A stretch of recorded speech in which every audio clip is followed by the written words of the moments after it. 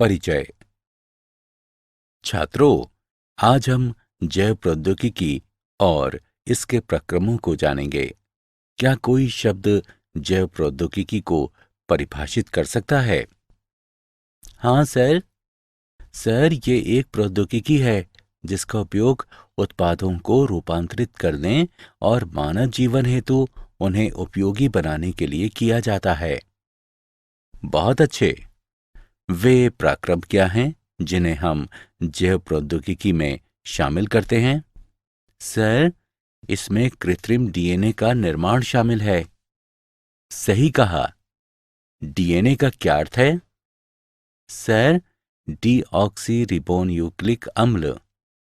सही कहा। तो आओ इस पाठ में हम जैव प्रौद्योगिकी के सिद्धांत और प्रक्रमों के बारे में विस्तार से चर्चा करेंगे।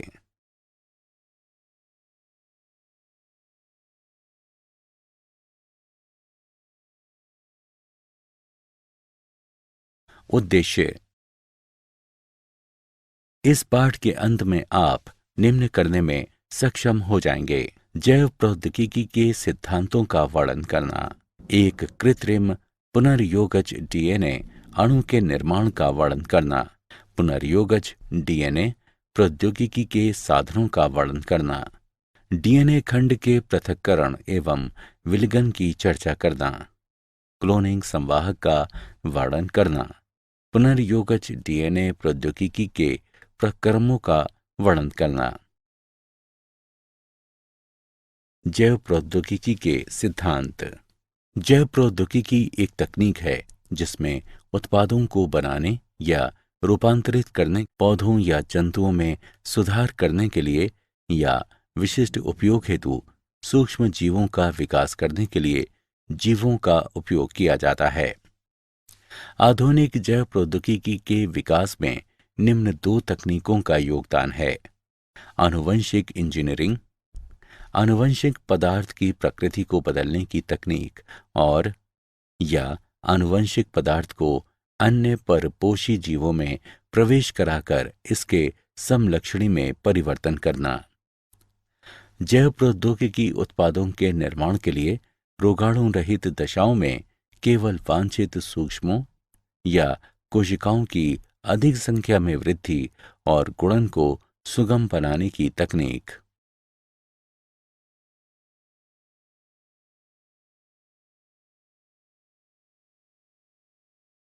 आनुवंशिक इंजीनियरिंग के सिद्धांतों का विकास। संकरण उत्पादों में सुधार के लिए पादप प्रजनन और जंतु प्रजनन में उपयोग की जाने वाली पारंपरिक विधि है। इसमें प्रायः वांछित जीन के साथ साथ अवांछित जीन का समावेश भी हो जाता है। संकरण की कमियों को दूर करने के लिए आनुवंशिक इंजीनियरिंग द्वारा पुनर्योगज डीएनए विकसित किया जा सकता है। विजातीय डीएनए या कृत्रिम डीएनए से जुड़ा परपोषी डीएनए पुनर्योगज डीएनए कहलाता है। प्रतिकृति का मूल डीएनए का अनुक्रम है, जिस स्थान पर प्रतिकृतियन या एक गुणसूत्र प्लाज्मिड या वायरस पर शुरू होता है।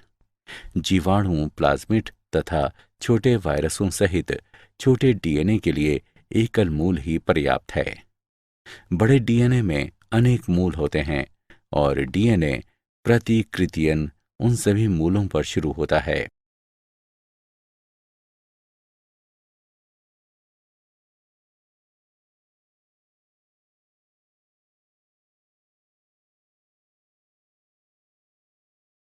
कृत्रिम पुनर्योगज डीएनए अणु का निर्माण। जब विजातीय डीएनए प्रतिकृति के मूल से जुड़ा होता है तो परपोषी जीव में डीएनए प्रतिकृति एवं गुणित हो सकते हैं। ये डीएनए क्लोनिंग कहलाता है। कृत्रिम पुनर्योगज डीएनए का निर्माण। प्लाज्मिड अतिरिक्त गुणसूत्र डीएनए हैं जो एक जीवाणु से दूसरे जीवाणु तक जीन या डीएनए स्थानांतरित कर सकते हैं। वे साल्मोनेला टाइफीमोरियम के प्लाज्मिड से प्रतिजैविक प्रतिरोधी जीन को प्रतिबंधन एंजाइम्स द्वारा काटकर अलग करते हैं। पृथक जीन डीएनए लीकेज एंजाइम द्वारा प्लाज्मिड से जुड़ा हुआ था। ये पुनर्योगित डीएनए पात्रे बनाता है जो प्रयोगशाला की दशाएं हैं। इस पुनर्योगज डीएनए को साल्मोनेला से काफी मिलते जुलते इशारिकिया कोलाई जीवाणु में स्थानांतरित किया जाता है। प्रतिजैविक प्रतिरोधी जीन ई कोलाई में प्रतिकृति बना सकते हैं और बहुप्रतियां बनती हैं। ये जीन क्लोनिंग कहलाता है। जीव के आनुवंशिक रूपांतर में निम्न चरण होते हैं: वांछित जीन युक्त डीएनए की पहचान, चिन्हित जीन का परपोषी में स्थानांतरण, स्थानांतरित डीएनए को परपोषी में सुरक्षित रखना तथा उसकी संतति में स्थानांतरित करना। पुनर्योगज डीएनए तकनीक के साधन। प्रतिबंधन एंजाइम। प्रतिबंधन एंजाइम न्यूक्लिएजेस कहलाने वाले एंजाइमों के वर्ग में आते हैं। ये एंजाइम डीएनए द्विकुंडलिनी को विशिष्ट अनुक्रम पर काट सकते हैं। ये दो प्रकार के होते हैं: एक्सोन्यूक्लिएज, एंडोन्यूक्लिएज। एक्सोन्यूक्लिएज ये एंजाइम डीएनए के सिरों से न्यूक्लियोटाइड को अलग करते हैं। एंडोन्यूक्लिएज ये डीएनए के भीतर विशिष्ट स्थलों पर काटते हैं। ये एंजाइम डीएनए में पैलिंड्रोमिक न्यूक्लियोटाइड अनुक्रम कहलाने वाले विशिष्ट अनुक्रमों की पहचान करते हैं।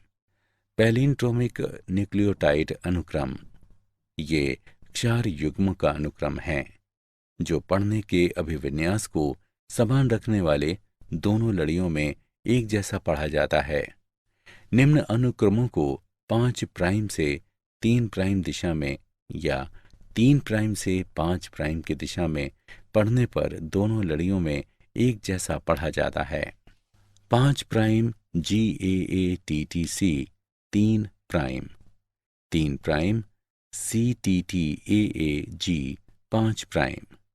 प्रथम प्रतिबंधन एंडोन्यूक्लिएज हिंड 2 था।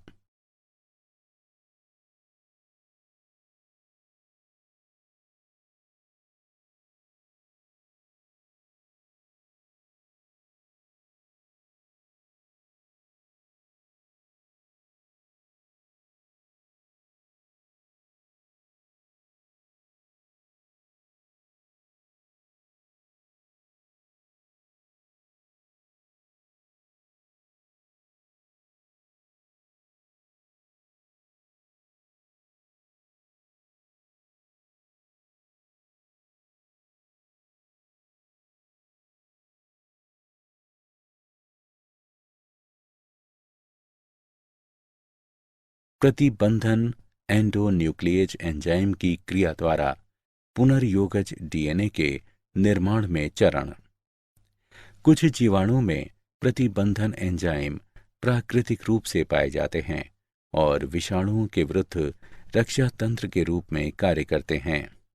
प्रत्येक प्रतिबंधन एंजाइम एक विशिष्ट स्थल यानी पहचान स्थल पर काटता है जहां न्यूक्लियोटाइड्स का एक विशिष्ट अनुक्रम पाया जाता है। प्रतिबंधन एंजाइम EcoR1 में निम्न पहचान स्थल होते हैं: GAATTC, CTTAAG। इसका अर्थ है कि EcoR1 इस अनुक्रम में केवल G और A के बीच काटेगा। चरण 1 EcoR1 के लिए पहचान स्थल युक्त डीएनए का एक खंड नीचे दिया गया है। चरण 2 EcoR1 डीएनए लड़ी को पहचान स्थल पर काटता है G और A के बीच। चरण 3 डीएनए लड़ी विखंडित हो जाती है। इससे खुले न्यूक्लियोटाइड्स या चिपचिपे छोर वाले डीएनए खंड उत्पन्न होते हैं। अन्य प्रतिबंधन एंजाइम उदाहरण के लिए हिंड 2 में सीध में काटता है और बंद न्यूक्लियोटाइड वाले डीएनए खंड उत्पन्न करता है। ये खंड अनासंजी सिरे कहलाते हैं। चिपचिपे सिरे और अनासंजी सिरे एक अन्य डीएनए एंजाइम लीकेज द्वारा बंधन कहलाने वाली प्रक्रिया में आपस में जोड़े जा सकते हैं। डीएनए लीकेज डीएनए की मरम्मत और प्रतिकृतियन में शामिल होते हैं। लीकेज का कार्य बंधन कहलाने वाली प्रक्रिया में डीएनए खंडों को पुनः जोड़ना है। डीएनए खंड 4 युग्म रेखण का उपयोग करके आपस में जुड़ जाते हैं। डीएनए के एक खंड के खुले न्यूक्लियोटाइड्स दूसरे डीएनए खंड के लिए 4 युग्मों द्वारा आकर्षित किए जाते हैं। खंड एंजाइम डीएनए लीकेज द्वारा जुड़े होते हैं, जो खंडों को उनकी शर्करा फॉस्फेट रीढ़ पर जोड़ते हैं। यदि डीएनए खंड अलग अलग स्रोतों से है तो पुनर्योजन डीएनए उत्पन्न होता है।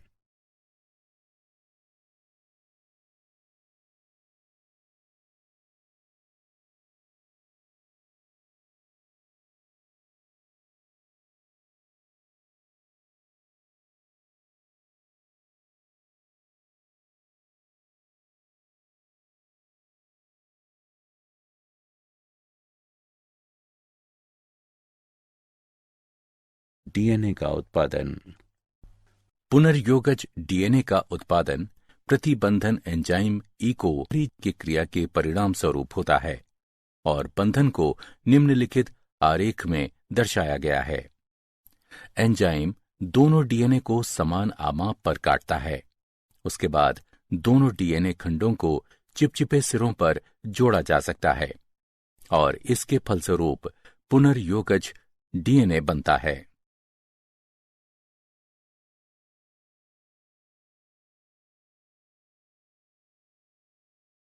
डीएनए खंड का पृथक्करण एवं विलकन।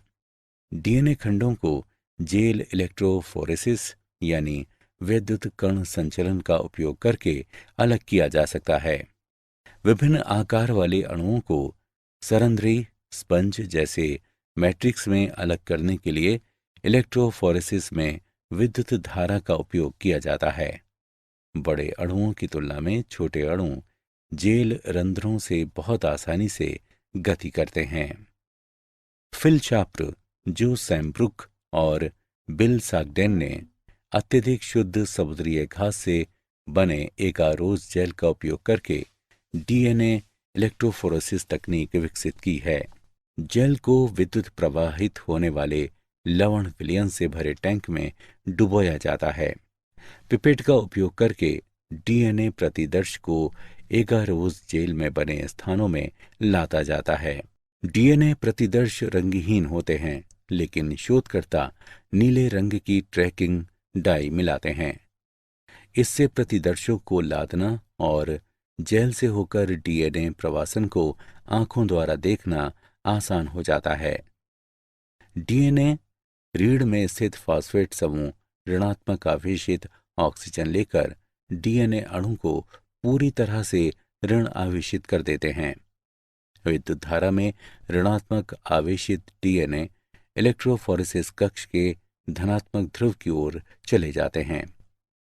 डीएनए अणु एगारोज मैट्रिक्स के रंध्रों की रेप्टेशन, रेप्टाइल जैसे सप्र की तरह की क्रिया द्वारा जेल से होकर स्थानांतरित होते हैं। दिए गए समय में छोटे डीएनए खंड बड़े खंडों की तुलना में तेजी से गति करते हैं और अधिक दूर तक जाते हैं। इस तरह डीएनए खंड एक एगारोज जेल में आमाप अनुसार अलग अलग किए जा सकते हैं।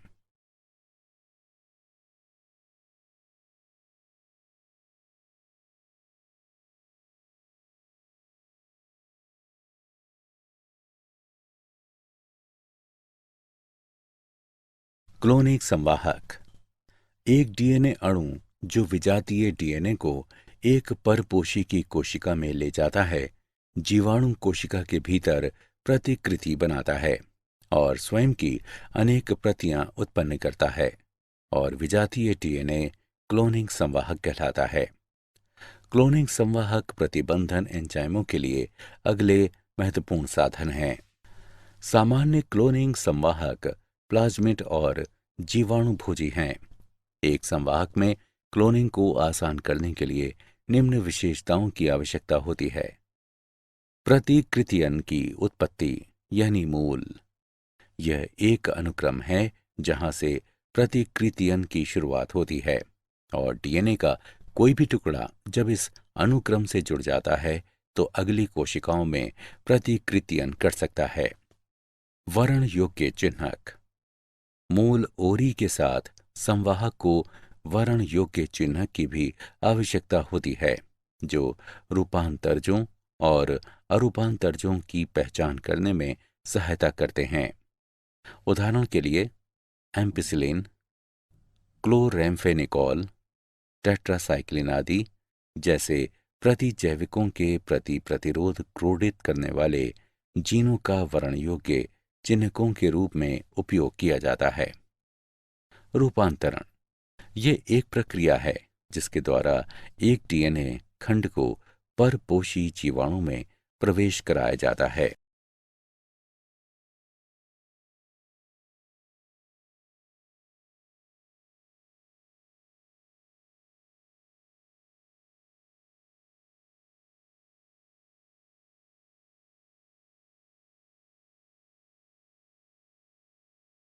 क्लोनिंग संवाहक। क्लोनिंग स्थल ये वे स्थल हैं जहां पर विजातीय डीएनए जुड़ता है। निवेशी निष्क्रियता। प्रतिजैविक प्रतिरोधी जीन का उपयोग करके पुनर्योगजों का चयन करना एक जटिल प्रक्रिया है, इसलिए एक वैकल्पिक विधि विकसित की गई है। इसमें रूपांतरजों, पुनर्योगजों और अपुनर्योगजों की पहचान क्रियाधार की उपस्थिति में रंग उत्पन्न करने की उनकी क्षमता के आधार पर की जाती है। इसमें एक पुनर्योगज डीएनए को ए ग्लैक्टोसाइजिस एंजाइम के अनुक्रम में प्रवेश कराया जाता है, जिसके फलस्वरूप एंजाइम निष्क्रिय हो जाते हैं और इसे निवेशी निष्क्रियता कहते हैं। इसलिए इस प्रकार के जीवाणु द्वारा नीला रंग नहीं प्रदान किया जाएगा, अपुनर्योगज नीला रंग प्रदान करेंगे। पौधों व जंतुओं में जीन क्लोनिंग हेतु संवाहक। जीनों को स्थानांतरित करने के लिए कुछ जीवाणु और वायरस का उपयोग किया जाता है।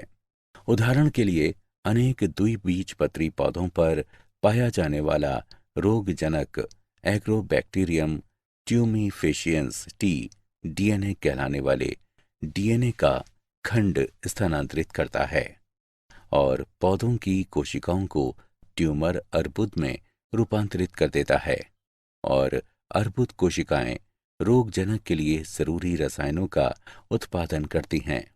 अब इस जीवाणु के टीआई प्लाज्मिड का उपयोग अपनी अभिरुचि के जीन को अनेक पौधों में स्थानांतरित करने के लिए किया जा सकता है।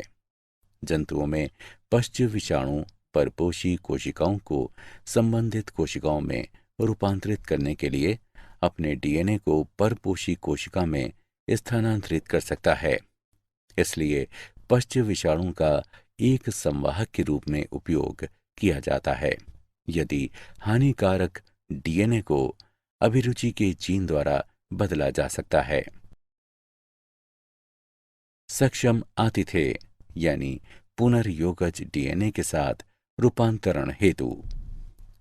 डीएनए जलरागी अणु होते हैं, इसलिए इसे कोशिका झिल्ली से होकर गुजारने के लिए कोशिका को कैल्शियम जैसे द्विसंयोजन धनायन की विशिष्ट सांद्रता के साथ संसाधित किया जाता है। ऐसी कोशिकाओं को पहले पुनर्योगिज डीएनए के साथ बर्फ पर रखा जाता है, तब पुनर्योगिज डीएनए को उन कोशिकाओं में बलपूर्वक प्रवेश कराया जाता है। इसके बाद उन्हें थोड़े समय के लिए 42 डिग्री सेल्सियस पर रखा जाता है और पुनः इसे वापस बर्फ पर रखा जाता है।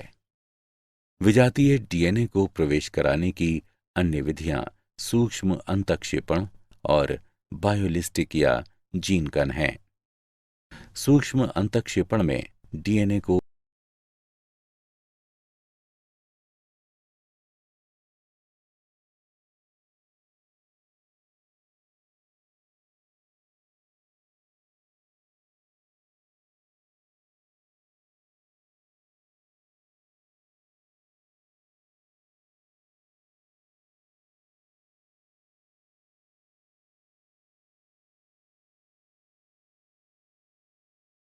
पुनर्योगज के प्रक्रम।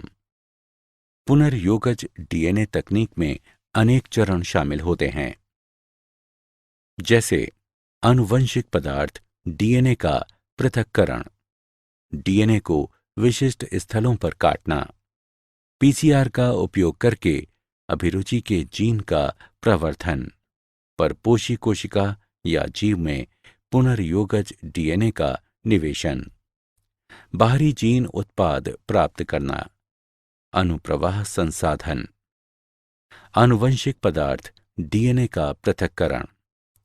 प्रतिबंधन एंजाइम की क्रिया के लिए डीएनए को शुद्ध रूप में प्राप्त किया जाना चाहिए।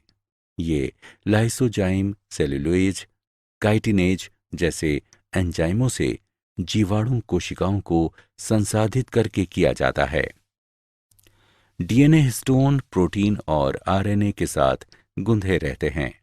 आरएनए को रिबोन्यूक्लेज से उपचारित करके, जबकि प्रोटीन को प्रोटीएज से उपचारित करके अलग किया जाता है। अन्य अणुओं को उचित उपचार द्वारा अलग किया जाता है और अनंत गुत्वा द्रुत शीतित एथेनॉल मिलाने से शोधित डीएनए अवक्षेपित हो जाता है। डीएनए को विशिष्ट स्थलों पर काटना। शोधित अणुओं को इष्टतम परिस्थितियों में रखने पर प्रतिबंधन एंजाइम का उपयोग किया जाता है। प्रतिबंधन एंजाइम की वृद्धि जांचने के लिए पाचन एगारोज जेल इलेक्ट्रोफोरेसिस का उपयोग किया जाता है। पुनर्योगज डीएनए तैयार करने के लिए स्रोत डीएनए से काटा गया अभिरुचि का जीन तथा खाली जगह के साथ कटे हुए संवाहक को मिश्रित किया जाता है और लिगेज मिलाया जाता है। पुनर्योगज डीएनए प्रौद्योगिकी के प्रक्रम। पीसीआर का उपयोग करके अभिरुचि के जीन का प्रवर्धन। पॉलीमरेज श्रृंखला अभिक्रिया यानी पीसीआर विशिष्ट डीएनए अनुक्रमों का घातांकी प्रवर्धन प्रदान करती है। पीसीआर के लिए आवश्यक है डीएनए टेम्पलेट, कोई भी स्रोत जिसमें एक या अधिक लक्षित डीएनए अणु होते हैं प्रवर्धित किए जाते हैं।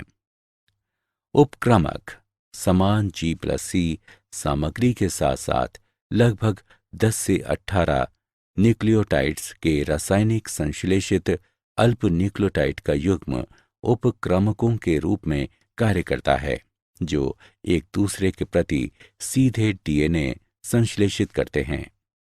एंजाइम सामान्य रूप से उपयोग किए जाने वाले दो एंजाइम हैं, टैग पॉलीमरेज और वेंट पॉलीमरेज। ये 95 डिग्री सेल्सियस पर 1 से 2 मिनट तक बचे रह सकते हैं। इस तकनीक में 3 चरण शामिल हैं। 1. विकृतीकरण, लक्षित डीएनए का गलन। द्विलड़ीय डीएनए से इसकी पूरक लड़ियों को पृथक करने के लिए उच्च तापमान यानी 15 सेकंड के लिए 95 डिग्री सेल्सियस का उपयोग करके इसे विकृत किया जाता है। डीएनए संश्लेषण के लिए प्रत्येक पृथक एक लड़ीय डीएनए टेम्पलेट के रूप में कार्य करता है। 2. उपक्रामक तापानुशीलन। विकृत डीएनए लड़ियों के लिए 2 अल्प न्यूक्लियोटाइड उपक्रमकों का तापानुशीलन अतिरिक्त उपक्रमक मिलाकर और 60 सेकंड के लिए लगभग 68 डिग्री सेल्सियस तापमान कम करके किया जा सकता है। उपक्रमक हाइड्रोजन बंध बनाते हैं जो डीएनए अनुक्रम के दोनों सिरों पर डीएनए का तापानुशीलन करता है। 3. उपक्रामकों का विस्तार, बहुलकीकरण। डीएनए पॉलीमरेज उपक्रामकों को बढ़ाने के लिए उपक्रामक की बहुलकीकरण प्रक्रिया की शुरुआत करता है, जिसके परिणाम स्वरूप लक्षित डीएनए अनुक्रम की प्रतियों का संश्लेषण होता है। उपयोग किए जाने वाले 2 एंजाइम टैग पॉलीमरेज और वेंट पॉलीमरेज हैं। पुनर्योगज डीएनए प्रौद्योगिकी के प्रक्रम। परपोषी कोशिका या जीव में पुनर्योगज डीएनए का निवेशन। यदि पुनर्योगज डीएनए को जिसमें प्रतिजैविक एम्पिसिलिन प्रतिरोधी जीन स्थित होता है, ई कोलाई कोशिकाओं में स्थानांतरित किया जाता है, तो परपोषी कोशिका एम्पिसिलिन प्रतिरोधी कोशिकाओं में रूपांतरित हो जाती हैं। इस स्थिति में एम्पिसिलिन प्रतिरोधी जीन वर्ण योग्य चिन्ह कहलाता है। बाहरी जीन उत्पाद प्राप्त करना। विजातीय डीएनए जीन अभिव्यक्ति द्वारा वांछित प्रोटीन उत्पन्न करने के लिए प्रायः गुणित हो जाता है। जब प्रोटीन कूट लेखन जीन की किसी विषमजात परपोषी में अभिव्यक्त होता है तो इसे पुनर्योगज प्रोटीन कहते हैं। अधिक मात्रा में उत्पादों को उत्पन्न करने के लिए 100 से 1000 लीटर आयतन वाले बायोरिएक्टर का उपयोग किया जाता है। बायोरिएक्टर वृद्धि परिस्थितियों यानी तापमान, पीएच, क्रियाधार, लवण, विटामिन, ऑक्सीजन का उपयोग करके वांछित उत्पाद प्राप्त करने के लिए अनुकूलतम परिस्थितियां प्रदान करता है। प्रायः विलोडन प्रकार के बायोरिएक्टर का उपयोग किया जाता है जो सामान्यतः बेलनाकार होते हैं या जिनके आधार घुमावदार होते हैं। विलोडक बायोरिएक्टर में ऑक्सीजन उपलब्धता व उसके मिश्रण का काम करते हैं। विकल्पतः हवा बुलबुले के रूप में बायोरिएक्टर में भेजी जा सकती है। एक बायोरिएक्टर में निम्न घटक होते हैं: 1 प्रक्षोभक तंत्र, ऑक्सीजन प्रदाय तंत्र, झाग नियंत्रण तंत्र, तापक्रम नियंत्रण तंत्र, पीएच नियंत्रण तंत्र और प्रतिचयन प्रद्वार।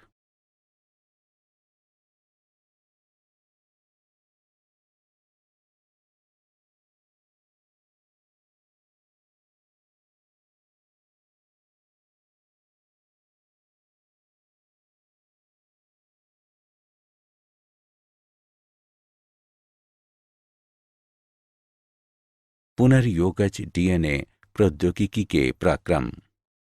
अनुप्रवाह संसाधन। इसमें पृथक्करण व शोधन शामिल है। इसे सामूहिक रूप से अनुप्रवाह संसाधन कहते हैं। औषधि के मामले में ऐसे संरूपण को चिकित्सीय परीक्षण से गुजारते हैं। अनुप्रवाह संसाधन प्रत्येक उत्पाद के लिए भिन्न भिन्न होता है।